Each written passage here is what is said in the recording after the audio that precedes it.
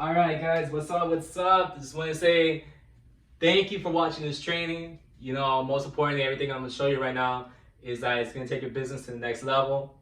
And then I'm talking about minimal, you're going to make $100,000 next year all the way to $1 million. No, this is not no fluff. It's not no BS. It's not anything like that. These exact campaign structures and systems and places of what I did with my recent clients, specifically one of them that I took him from a few $100s all the way to $40,000 in 60 days. Another client who I made $300,000 in a single month. So let me start off with the guy that made from a few hundred to 40K. So we only had an ad budget of $1,200. So we didn't really have anything, but we all start somewhere. So what I did was this. I started the first campaign. I did 2 ad sets, right? I put the CBO on $40, and then with the 2 ad sets, I had 2 different audiences, and then let's call it audience 1, audience 2, and then from then on, they both had the same copy. So let's just put C1, C1. So I let that run for 3 days. Why 3 days? Because pretty much it's gonna equal to $120, and then with $100, anytime you get data for $100 or more, you essentially know more or less exactly the direction of where you need to go. Like, will this ad work? Will pretty much are you gonna keep this ad, or are you gonna test something out new? Things like that. So here's what happened. This audience sucked. They didn't do anything. This one got me some purchases. In those 3 days, I probably got like 4 purchases. In those 4 purchases, I had the average cost was like around, I believe, like $80. So 320, $120. That's like close already 3x right there. Pretty good. So what I did was that since this one was doing good, I created another campaign after those 3 days. And then what I did was I got this same audience, just put A1 on that, and then I got a different audience because I want to test out different audiences, see like what works and what doesn't work. What ended up happening was that this one sucked, this one was making me money again. And then again, I ran that for 3 days. 3 days, and pretty much it was getting me some purchases again with CBO $40. Oh, another thing too, when I was testing out the audiences, is that I went to Audience Insight pretty much, and I was trying to find like what ages worked, but this specific niche, it didn't really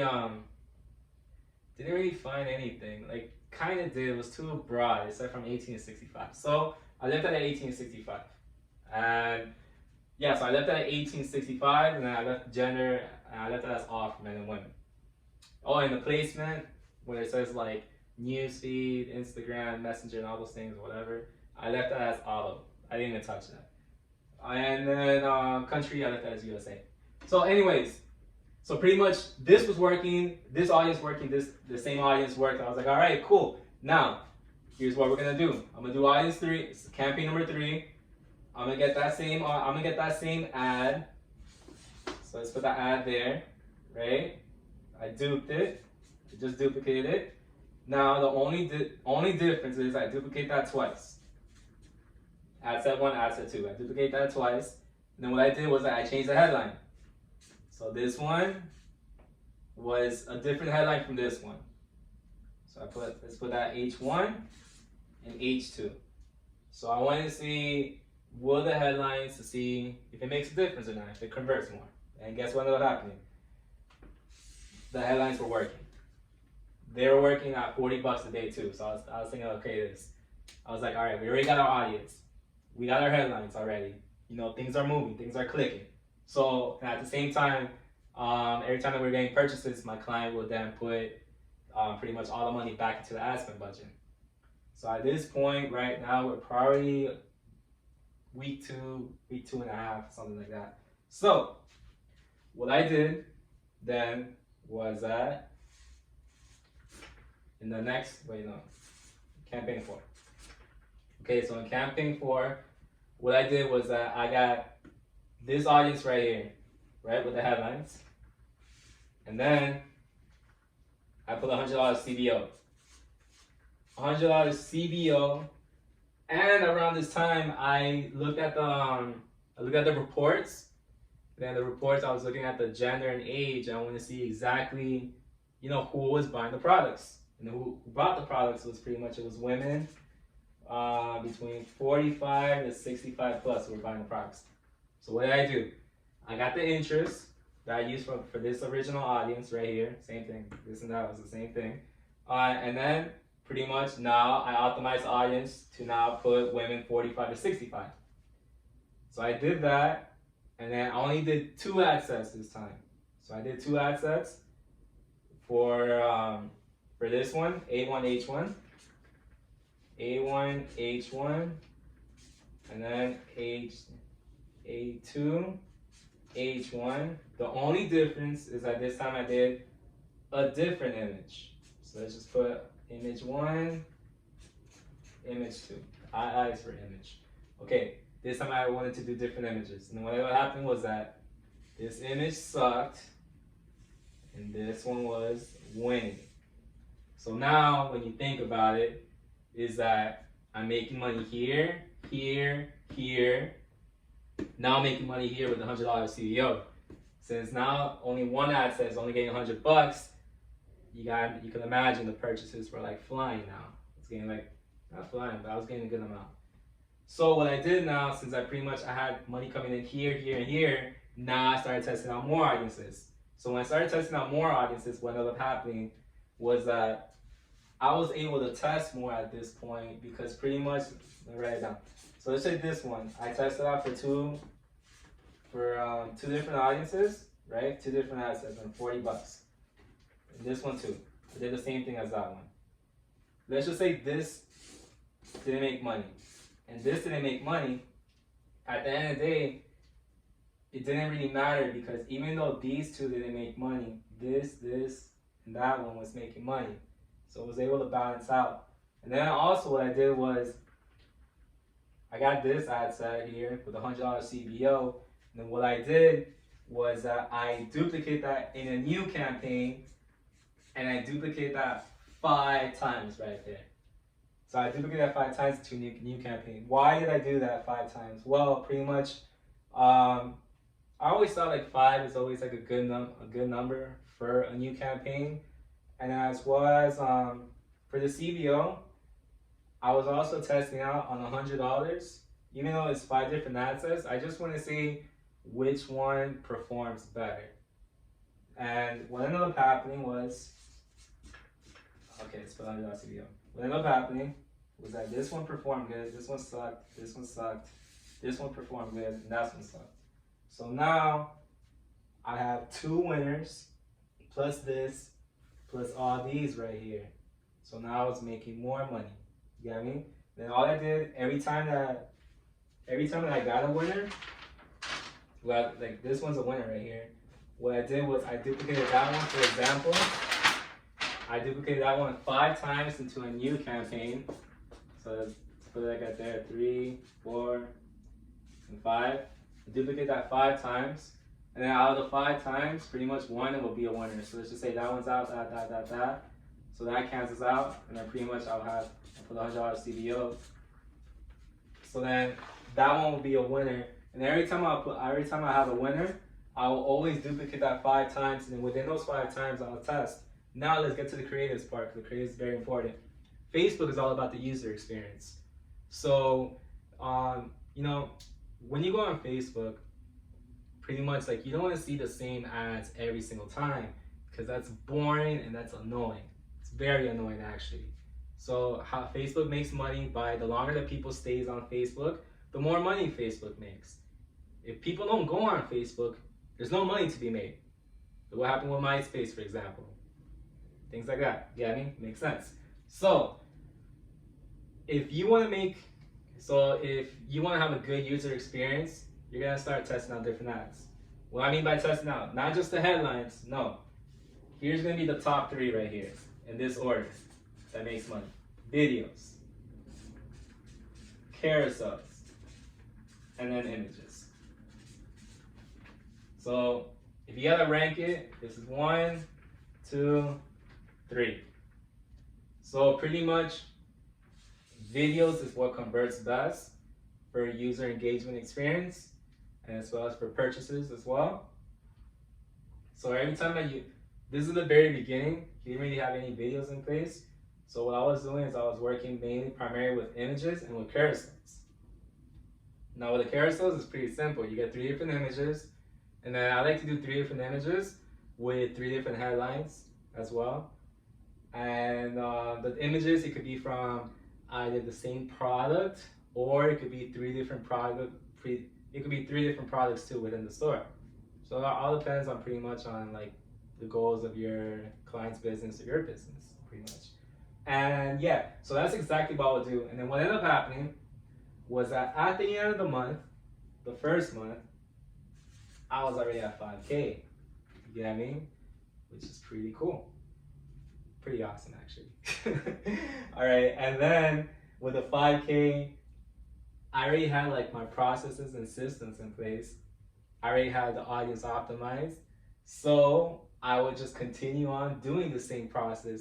Every time I find a winner, I would duplicate that into a new campaign. And then let's just say, for example, worst case scenario, if you duplicate a winner into a new campaign, you duplicate 5 ad sets, and those 5 ad sets, if they don't work, highly doubt it, because one of them usually works, but if they don't work, no big deal. You cancel all of them out, and then you just don't duplicate that same ad set again. You duplicate another ad set. And if you don't have any other winner, no problem. That's what you keep testing. You keep testing till you figure it out, till you find that out. And then finding what's a winner to me, I think I mentioned that already, but if I didn't, it's like around 5 or 6 purchases a day. Because yeah, 6 purchases is pretty good. So you want to do that. And then while I was doing that, I was also, now at this point, I was actually testing out, I was doing retargeting campaigns too. I'll do that twice a week. So I will touch how you do the ad campaign, the retargeting. It's pretty simple. You got to do add a cart, initiate checkout, and then you got exclude purchases, and then pretty much that's how you're able to do it. So with that alone, now since I'm testing out videos, well, yeah, at this point, actually month number 2, I started creating videos. So I started creating videos for him, then carousels, then images, and then doing this whole duplicate process and everything, I was able to turn 5K into 40K. Bam! Yeah, just like that, to be honest with you. I know it sounds simple, because it is essentially simple, but you just gotta know what you're doing, though. Most important. You really have to be smart with testing out your campaign budget, and you have to be smart with exactly, the assets that you're working, the audiences and everything. And you wanna have everything kind of like systematically structured up in place, and that way you can work out the numbers. You have to know your numbers too, most importantly. You have to know your cost per acquisition. That's very important.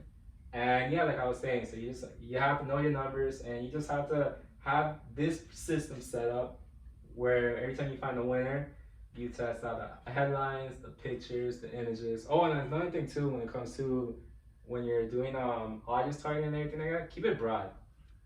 Very simple. You don't have to do the layers where people put, like, for example, 5 interests, nail further, another 5 interests, nail further. Not really. With Facebook Pixel in place, to be honest with you, that's like the smartest artificial intelligence alone. So with that being said, it's like pretty much all you gotta do is show the pixel just like a broad interest, right? And the pixel will find the people through that interest alone, which pretty much it benefits you, because you don't really have to do the work when it comes to audience targeting. You have to do the work on creating the creatives. This is the most important right here. These 3. Creatives is very, very important.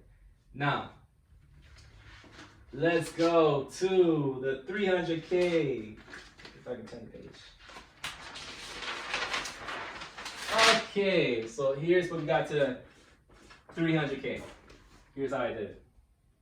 So pretty much, now I started out the campaigns like this. I created different audiences. Just put audiences there. Custom audiences to be exact. So I did visitors time spent. So let's put VTS. So visitor time spent, hold on, in my notes. Yeah. So I broke it down to 3 different categories. I did 25%, 10%, 5%. And then each one, I'll break it down. Did I break it down by days on this one? Let me see. No, I think it's by percentages. I think. All right, actually it is. So I broke it down by 3. 25, 10, 5, right? And then what I did was, with visitor time spent, I ran a single campaign with that. So let's just put that C1. And then I did purchases. So then with purchases, I broke it down to recent 30 days, 60 days, whoops, what kind of that was that? And 90 days. And then I'll put that as C2. Now with these purchases, what I did was that these are the people who are already, you know, like pretty much they're already your clients and everything like that. So what I did is that I tested out new products with them because I want to see, you know, if it works or not, see what happens. And then as well as, oh, I forgot my view content people. So that's VC. And in VC, I also did the same. On VC, pretty much what I did was I excluded purchases. So it's just the people who viewed it, but they didn't buy it. And then I tested out the same products over here, right here, and I just put it towards that. So that's what I did with 3 different campaigns. These 3 different campaigns, pretty much what I was doing is that each one, I'll do 1K each at this one. Yeah, I did 1K each. So now I just wanted to test out to see exactly what would happen. And then as a result, pretty much per campaign, I was averaging anywhere between 4x. Yeah, like 4 to 5x per single one. Why? Because the pixels already matured. I'm retargeting people who already buy and things like that. So now, what I did was I created lookalike audiences. Let's put LLA. Now, when creating lookalike audiences, I broke down every one from 1 to 10%. So how you do this is pretty much you put 0, 1. Well, when you create the lookalike audiences, you put 0, 1, 0, 2, 0, 3, 0, 4, 0, 5, all the way to 10. And then what I did was I did that specifically for the view content, website, time spent, like what I just did right now, if you guys are taking notes, as well as I did with the purchases too. So I broke all that down. And then when it comes to the campaign structures, I'll do, let's just say campaign 1, I'll do 1%, 2%, 3%, and 4%. So I'll only do like 4 ad sets, but I'll test it out 1, 2, 3, 4. And then on campaign 2 would be 5, 6, 7, 8. And I'll do that. Then each one, I'll throw in 1K each. 1K each. And then, oh, I forgot 9, 10. Okay. 9, 10. You know what? This is for 10, 9, 10. There you go. That makes more sense. I did 5 ad sets. So 5 ad sets, 1K each. And then, so pretty much I did that for view content. I did that for the purchases. I did that for website time spent as well. I did that for add a cart too. I did that for initiate checkout. Did that for like pretty much a whole bunch of things. And I wanted to test out exactly see what works and what doesn't work. And as well as this client, he had professional videos that are like pretty badass, let me tell you. So, like models and everything. So pretty much I was able to see which campaign was converting, or which ad set, excuse me, was converted based on these lookalike audiences. And of course, that's when pretty much what I was doing was I did with like the other client that I showed you. Let's just say these 3 were winners. This one sucked and this one sucked. I would then get this one.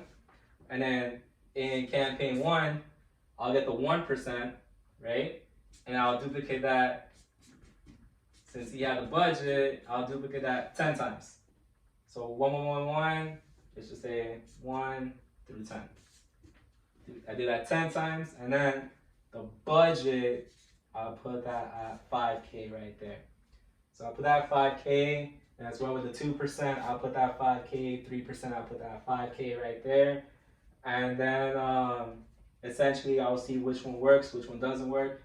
Sometimes what ended up happening was that since I was working pretty much with an ad set budget of around I don't know, give or take like, well, I know 5K might seem like too much. Nah, I messed up actually.